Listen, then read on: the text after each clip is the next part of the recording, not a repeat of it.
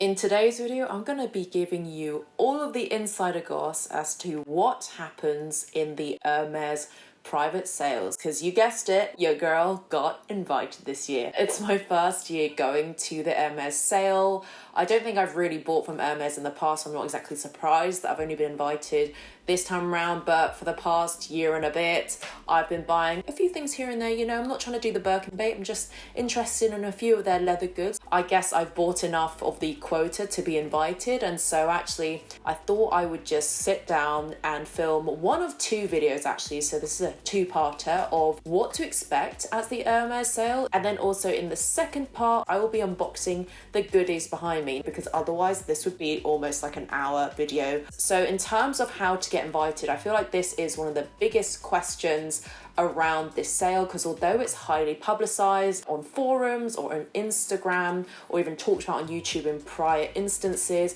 it's one of those things that I think is still a little bit hush-hush. There are two ways that I figured out you can get invited, and it's actually kind of a funny story because I actually got invited twice.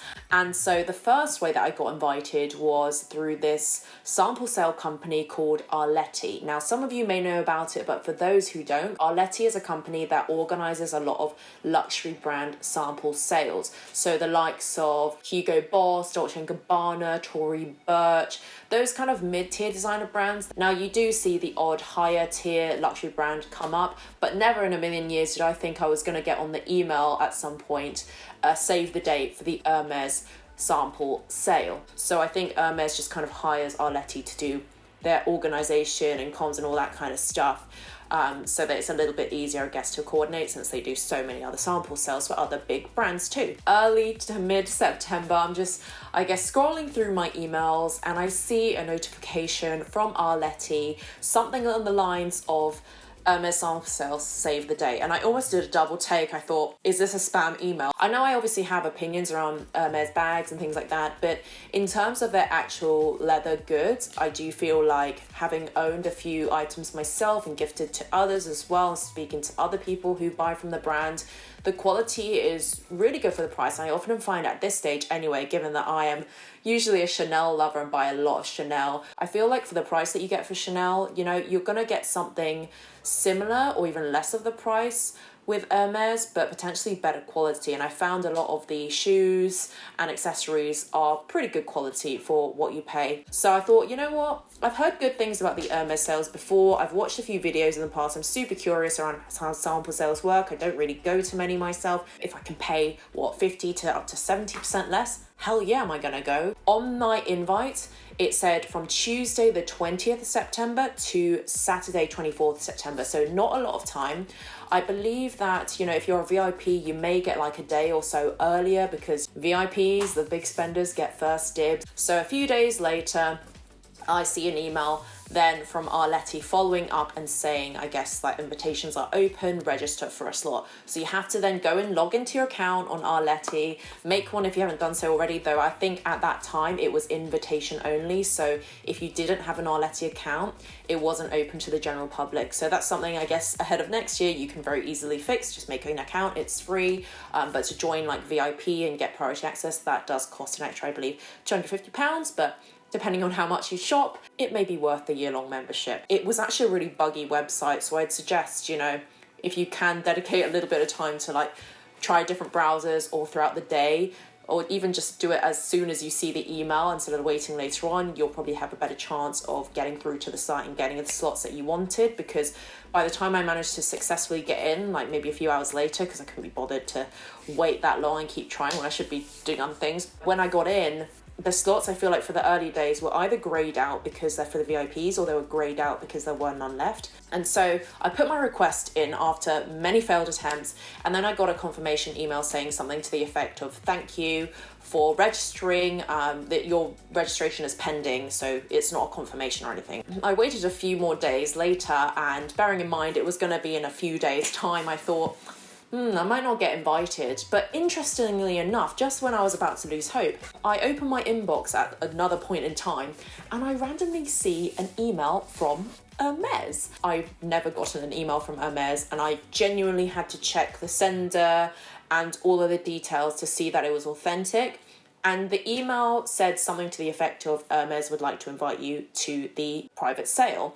And the dates were the same and everything, so clearly I'm not a VIP client yet. Nor do I really care to be honest, with that amount of money that you'd have to spend. I went in and I was like, curious. I thought I had my slot confirmed with this email, but it seems like I'm being invited again. So I just wanted to check it because it was a different email address. And so I logged in and it made me create a new account. So I did that, which I thought was kind of a bit weird since I already had an account, but I guess those two things weren't joined together.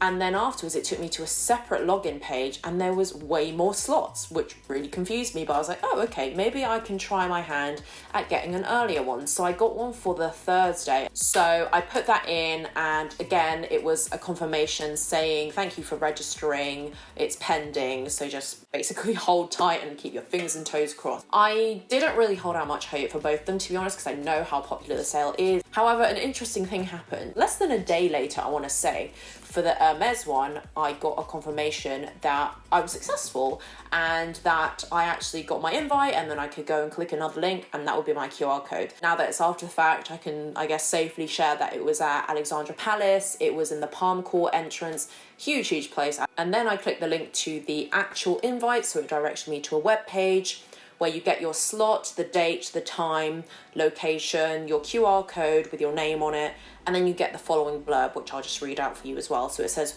ready-to-wear footwear and silk for women and men. A lot more of a limited selection of goods that you can buy compared to the years prior, which I heard, you know, they had like homeware and bathware, I think. They also had some accessories for women and men, and a bunch of other things, I'm sure. So this time, really limited stock, potentially because of COVID and shipping and all that kind of stuff. Then it says, please bring a valid ID, no booking screenshot, email booking confirmation only. Now, honestly, this particular point, take it with a pinch of salt, because the signal, and I'll talk about it later when it comes to actually preparing, you know, the signal is always very variable. Apparently it was even last year when it was held, I think, at Kensington Gardens. So it's always good to have a screenshot as a backup. Then moving on, it says unique access, any exit is permanent, cloakroom mandatory, no refund, no exchange, card payment only, resale forbidden, personal purchase only, quotas will apply, no pictures, no phones allowed in the showroom.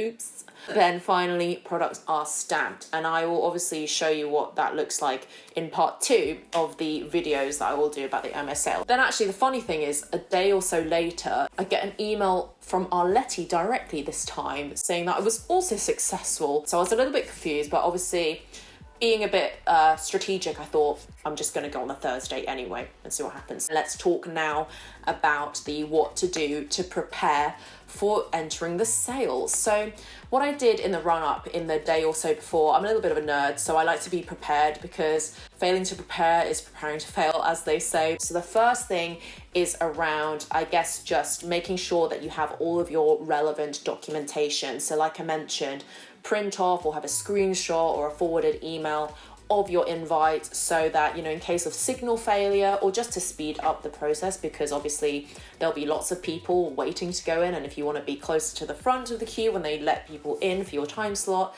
you kind of want to move through quite quickly, especially because they end up using the QR code a few times to check you in at various points. And also obviously making sure that you have a driver's license or passport or something with you, because although it doesn't specify what a valid ID is, I just didn't want to risk, you know, not having those things and just like trying to get in with like a bank card or something. So I always bring my ID. Some other things that I would highly recommend are also in regards to what you're wearing. So your wardrobe is going to be really important, because with the reputation of sample sales, you know, these can often be quite lengthy processes. You might be standing in line for maybe a few hours even. I've seen from other people's experiences that, you know, some people may have even collapsed or fainted or whatnot. And I just think, you know, wear loose clothing or clothing that's not restrictive.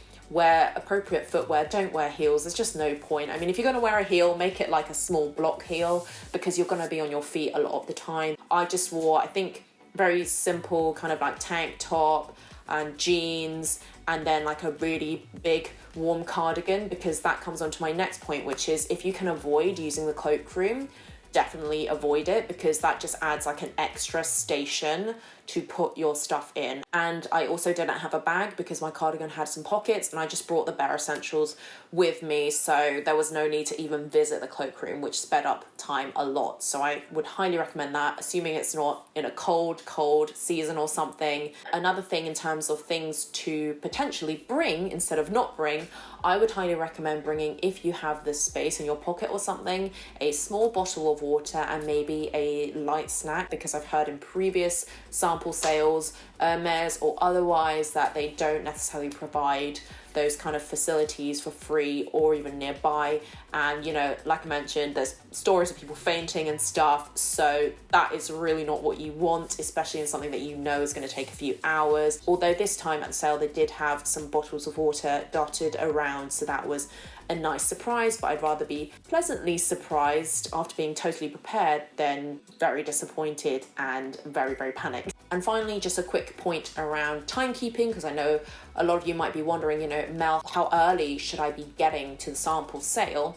I would say, as a rule of thumb, if it is an invite only and private sale, you can probably get away with just getting there like 30 minutes in advance, I think. And that's kind of what I did. But I was almost like the fifth person or something in the queue to then wait for my slot to go in. And then once you're in, you're in. But certainly it did help that I was there a little bit early, but I wouldn't recommend, if it's a private sale, going there like an hour or two earlier. You will literally just be standing in line. So if it's an open sale, obviously you want to get there as early as possible. But for a private one, I would say half an hour will suffice, like half an hour to 45 minutes, say. I was going to make a nod around like parking and things. I personally drive, and I personally would not feel comfortable going on tubes and things, especially in the late afternoon or evening with a bunch of Hermes stuff, because I wasn't exactly sure if it would come in branded packaging or not. So I opted to drive. Alipay does have parking available, and I think it's even like really cheap, or it's just a £3 donation.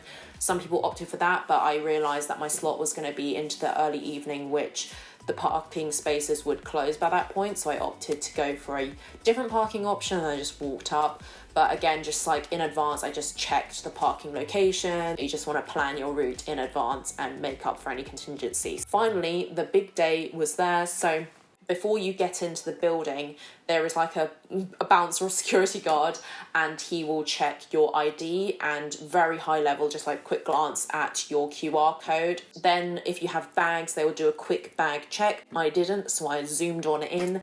And then basically there are, I guess, like a couple of desks. They take your name, I think they take your QR code, your license as well.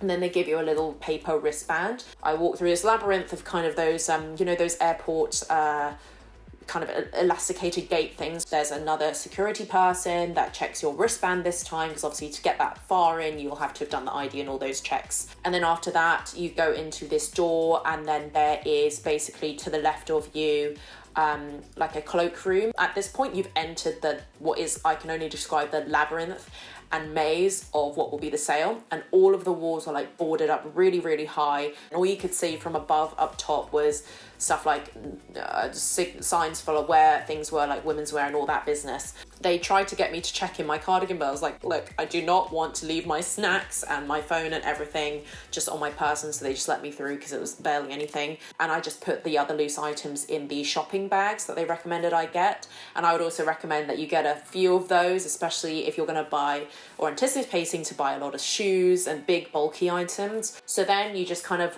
weave yourself in throughout the little queue thing they set up, and then I kind of just waited there, chatted to some ladies in the queue as well, which made the time pass a bit quicker. And then afterwards, bang on time at 4:30, a security guard let us all in. And from the entrance, it's not like a door or anything, you're greeted with this rainbow display of ties.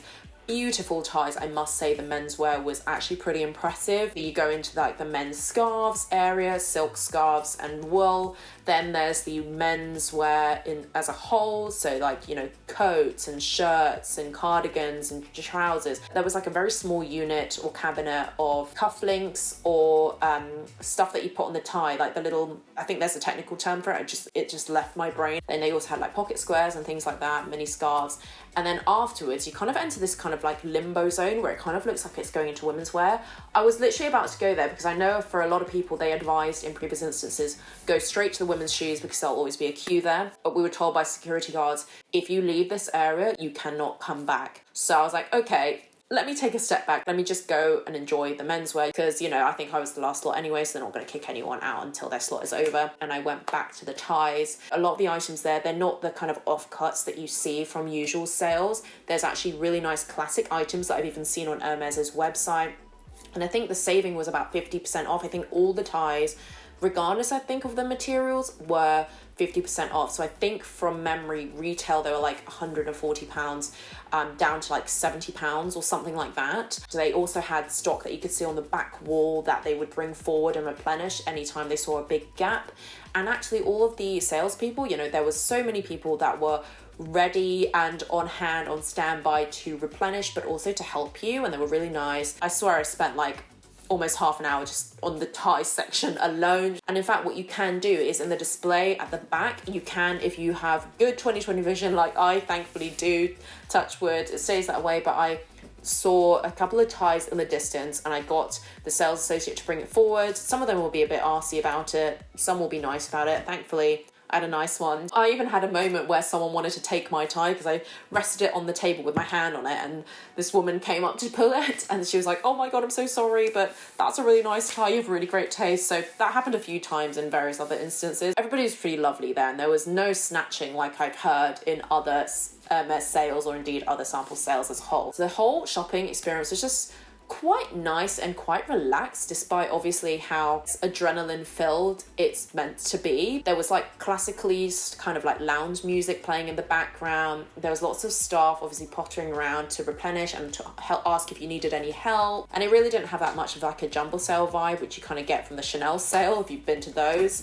And despite the size of the operation, really, really well executed. So props to Hermes and Arletty. So after I looked at all of the ties, I went through the menswear. The menswear, they had a good variety. It was all kind of organized in appropriate sizes. There's nothing out of place, which you often find at sales. So you don't have to go scampering throughout each of the racks to find the appropriate size. The menswear prices were relatively good. I would say they were 50% off. But there were still sometimes, especially jackets and thicker items, were still in the thousands mark, which I don't think I could justify. And I even tried to look for stuff in the menswear section that I could potentially wear, like oversized tees or sweatshirts, but there was just nothing there. I think maybe the good stuff had already been taken the days before. There wasn't much replenishing of the ready-to-wear, purely because I think barely anybody bought anything for the ready-to-wear, but they did, I think, have like changing rooms and stuff like that. Certainly they did in the women's wear section, but it was way smaller in terms of the actual amount of stuff that was available for menswear, obviously because that's not really their target market. So anyway, we passed the menswear area. I've looked at all the accessories. The scarves also weren't really for me or for the men in my life. Crazy prints, but I would say like the tie selection was the winner because there was some really nice classic ones in there. Then ready to go into the women's wear area where you're kind of like met with the scarves. You can actually see them from the menswear.